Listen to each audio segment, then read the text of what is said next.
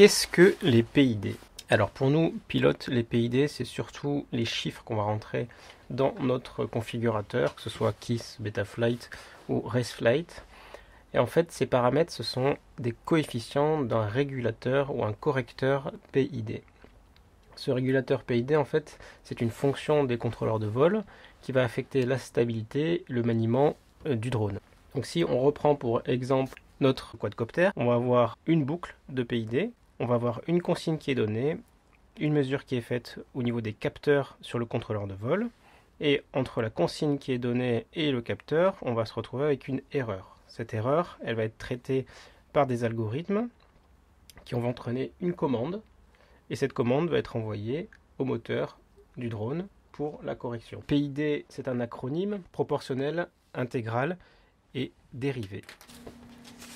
Voilà, admettons que j'ai mon quad et que ma consigne, c'est de le faire basculer sur un angle de 45 degrés. Donc la valeur cible, c'est 45 degrés. La valeur de départ, ça va être 0. Donc là, sur mon graphique, on voit que la valeur 0, et là j'ai un changement. Je demande un changement. Donc ça, c'est la consigne. Et je demande d'aller à un angle de 45 degrés. Donc le régulateur PID, qu'est-ce qu'il va faire en proportionnel? Il va envoyer un signal au moteur pour accélérer les moteurs de ce côté-là, diminuer de ce côté-là et atteindre cette valeur cible. Donc la courbe, ça va être une courbe de ce type-là. Donc le régulateur PID envoie un signal, l'angle est modifié, l'erreur qui correspond à l'écart entre la valeur cible et la valeur actuelle. Donc comme celui-ci diminue, le signal envoyé va également s'atténuer jusqu'à atteindre la bonne valeur.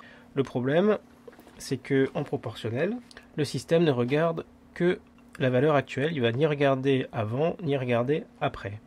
Donc quand il s'aperçoit qu'il a atteint la valeur cible, il est en fait trop tard puisqu'il va y avoir une inertie et l'inertie fait que le quad va dépasser en fait la valeur de 45 degrés. Le régulateur va constater qu'il y a à nouveau une erreur, donc va corriger de l'autre côté. Et donc, par ce principe-là, il va y avoir des oscillations. On voit aussi qu'entre le changement de valeur cible et le moment où le système a atteint la valeur cible, il y a un délai. Donc on va pouvoir diminuer ce délai, par exemple en modifiant le gain. C'est ce qu'on appelle dans notre langage augmenter le P. Le problème, c'est que si on augmente le P, donc la vitesse va augmenter, le délai va diminuer. Par contre, on va avoir plus d'oscillations puisqu'il y aura plus de dépassement. C'est-à-dire que je vais corriger rapidement, sauf que je vais dépasser beaucoup plus et donc je vais avoir beaucoup plus d'oscillations avant d'arriver à la valeur cible. A l'inverse, si je diminue le P ou si je diminue le gain du P, en fait, je vais atténuer les oscillations puisque je vais aller beaucoup plus doucement et donc ce sera plus facile d'atteindre la valeur cible sans oscillation. Par contre, le délai entre la consigne et l'obtention de la valeur cible, il est assez important et c'est ce qu'on ressent dans les commandes par le fait que ce soit mou. L'autre problème du P, donc de la proportionnelle quand elle est utilisée seule, c'est que on arrive rarement à une erreur 0. C'est pour ça que dans un système de régulation, on ajoute le I, donc l'intégrale. Donc ce que va faire l'intégrale, si on reprend notre courbe de P, ce que va faire l'intégrale, c'est qu'il va regarder dans le passé et va faire en fait une synthèse des erreurs passées, donc l'air sous la courbe, et il va permettre de diminuer donc l'erreur en la ramenant la plus proche de l'erreur 0. Donc là, si j'augmente le gain en I, donc ce qu'on appelle augmenter le I, je vais raccourcir ce délai entre le changement de valeur cible et l'obtention de la valeur voulue. Le problème, c'est que je vais augmenter aussi les oscillations. Et enfin, le troisième paramètre, c'est la dérivée. La dérivée, son rôle, ça va être d'atténuer les dépassements et les overshoots, et donc les oscillations. Donc si je reprends ma courbe de P sans le D ce qu'il va faire, c'est qu'en fait il va repérer les changements rapides et donc il va pouvoir prédire en fait la position voulue. Donc là il va voir un changement rapide et donc en fin de changement il va dire oulala, ça va trop vite par rapport à la valeur cible, donc on va ralentir, il va amplifier le ralentissement pour diminuer en fait les oscillations. Donc sur tableau vous voyez en pratique les effets que peuvent entraîner les changements et les ajustements de PID. Je vous laisse le regarder, vous pouvez mettre pause sur la vidéo et je passe tout de suite après un exemple pratique. Donc là vous allez voir en surimpression mon OSD capturé à partir du DVR et donc je vais aller dans les PID et je vais tout d'abord, la première chose que je fais c'est d'augmenter le P à la fois en roll, en pitch et en yaw puisque les PID de base, les P de base sont à mon goût déjà de toute manière systématiquement trop bas et sur toutes les configurations que j'ai fait j'ai augmenté systématiquement d'environ 10 le P dans Betaflight. Le D à l'inverse je vais avoir tendance à le baisser, donc là je vais mettre 20 en roll et 25 en pitch parce que le D est souvent de base un petit peu haut ou alors il vient modifier un petit peu les sensations au niveau du P. Donc voilà pourquoi je les modifie. Et donc là je vais faire mon premier vol après avoir sauvegardé. Donc je vais décoller et la première chose que je vais faire c'est d'essayer de faire des mouvements rapides dans tous les axes et essayer de ressentir un petit peu les effets et les sensations. Donc ça c'est sûr que sur une vidéo ça va être difficile à vraiment percevoir, mais ce que je vais rechercher c'est d'une part les sensations que j'ai déjà eues avec un quad qui était bien réglé. Alors c'est sûr que si vous n'avez pas d'expérience avec un quad, il va falloir monter le P progressivement jusqu'à ce que vous arriviez à des vibrations et c'est parfois ce qui est conseillé, c'est-à-dire qu'on va monter le P au point d'avoir des vibrations et à ce moment là on diminue d'environ 10 le P pour chaque axe. Là le réglage va se faire un peu plus vite parce que j'ai entre guillemets des sensations avec des quads qui me convenaient, sur lesquels j'ai déjà réglé. Donc là ce que je fais simplement c'est de retrouver ces sensations loquées. Donc là j'ai fait du pitch par exemple et je vais refaire pareil sur le roll, mouvement rapide, pareil pour le yaw. Là je fais un petit peu des passages pour tester le prop wash, avoir un petit aperçu.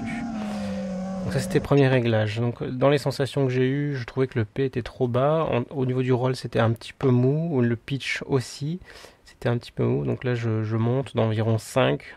Entre 5 et 10, ça dépend vraiment de la sensation. Je touche pas au D pour l'instant. Et donc je fais un nouveau vol. Donc je repars sur un vol et pareil, je vais tester en fait dans tous les axes, voir un petit peu les réactions et savoir si ça me convient ou pas. Donc là le roll était bon, le P il est un petit peu mou, j'ai trouvé.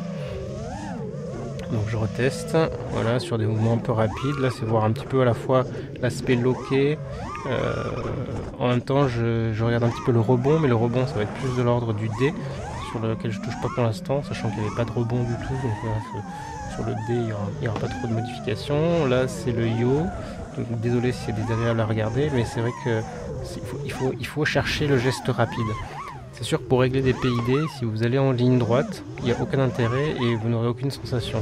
Donc là on cherche le mouvement rapide, le mouvement explosif avec des arrêts nets, sur notamment des flips, sur du freestyle, on va avoir tendance des fois à les amortir volontairement avec les sticks. Là il ne faut pas chercher à les amortir, il faut vraiment y aller franco et essayer de chercher les anomalies, à la fois le rebond et à la fois les sensations et la rapidité.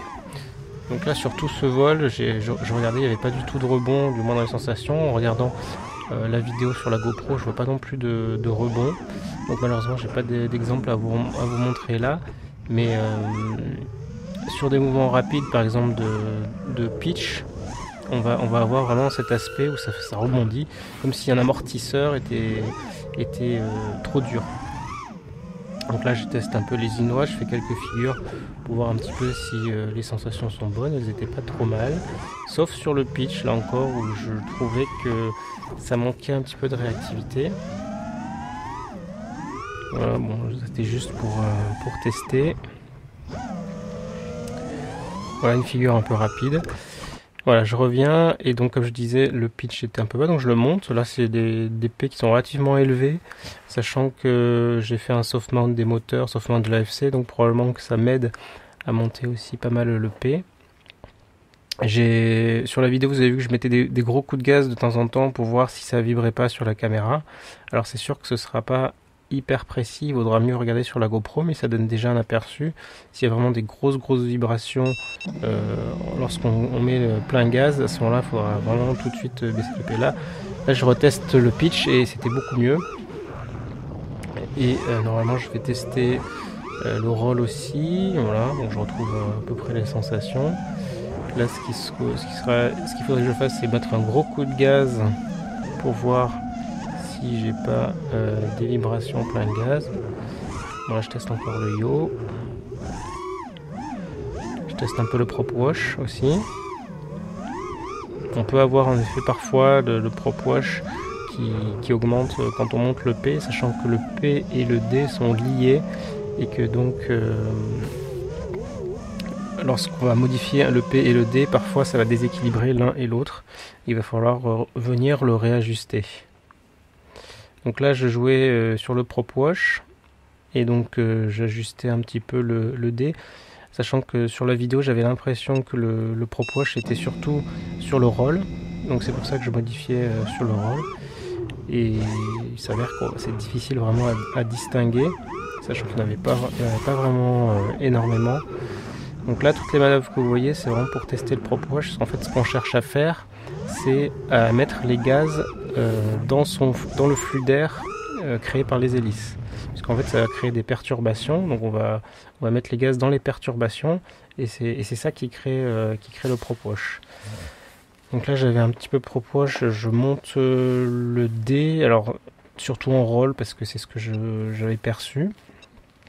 Et donc là, je repars pour refaire mes tests de Prop Wash qui sont relativement stables. Donc plus on va créer de turbulences et plus on va déclencher en fait du Prop Wash. C'est pour ça que un peu de vitesse, soit en vitesse linéaire, soit en descente. Et à ce moment-là, on remet doucement les gaz à l'intérieur et on voit ce que ça fait. Donc là, j'ai vu que c'était pas forcément amélioré par mon réglage, donc je tâtonne. Et je monte un peu aussi au niveau du pitch. Et au niveau du pitch, c'est tout. Et donc là, c'est vraiment du tâtonnement. On cherche à trouver la bonne cible. Donc comme je le disais, pour le P et le D, ils sont un peu interconnectés. Donc parfois, quand on va modifier un, il va falloir revenir sur l'autre. Et le D, c'est un paramètre qui nécessite vraiment un réglage fin. Le P, on peut être plutôt grossier à 5 ou 10 près. Parfois, il n'y a pas vraiment de modification. Pareil pour le I. Par contre, pour le D, parfois changer 2 ou 3, ça peut faire, de mon expérience, ça peut faire une différence. Du coup, là, je monte un peu partout. Voilà. En vérifiant à chaque fois que vous montez le D, par contre, toujours vérifier la température des moteurs pour être sûr qu'on n'a pas une surchauffe moteur, parce qu'on peut griller un moteur comme ça. Alors, normalement, si vous avez bien réglé vos vibrations, enlever les vibrations à la source, ça devrait pas vraiment faire chauffer les moteurs, mais toujours quand même vérifier entre deux vols, ça coûte rien. Et là, donc là, j'étais plutôt satisfait des réglages. Du coup, normalement sur ce vol-là, je fais, j'allais dire un vol freestyle, mais tranquille, pour essayer de voir si j'ai pas d'anomalie, puis surtout si les sensations me conviennent. Donc là, je reviens un petit peu sur le roll. Je mets un coup de gaz pour voir s'il y a des vibrations. A priori, il n'y en avait pas sur la caméra FPV.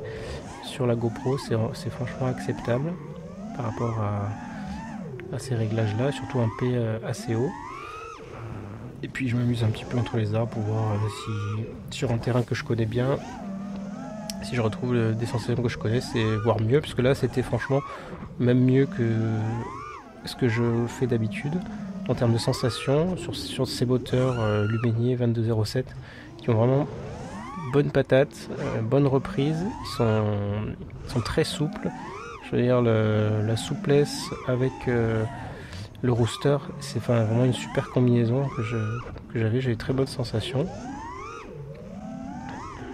Voilà, on fait un petit peu toutes les figures, on voit un petit peu les éventuels rebonds, les éventuelles vibrations, tout ça c'est le bon moment pour le voir sur quelques figures comme ça. Les figures rapides, voir si on a toujours ces sensations. Bon là je me suis un petit peu enflammé, j'avais oublié qu'il y avait un arbre ici, et donc petite percussion de la GoPro. Voilà pour ces réglages de PID, j'espère que ça vous aura apporté des informations, une aide au moins pour régler les vôtres. Comme d'habitude, je suis à votre disposition dans les commentaires pour répondre éventuellement aux questions. Alors évidemment, je ne pourrai pas régler les PID de chacun, mais si je peux donner des grandes orientations, ce sera avec grand plaisir. L'autre chose, la prochaine vidéo que je ferai, j'essaierai d'expliquer le filtre notch qui permet de diminuer les vibrations Amigaz notamment, avec une étude sur la black box. Voilà, donc n'hésitez pas à vous abonner pour plus de vidéos de ce type, et à la prochaine fois.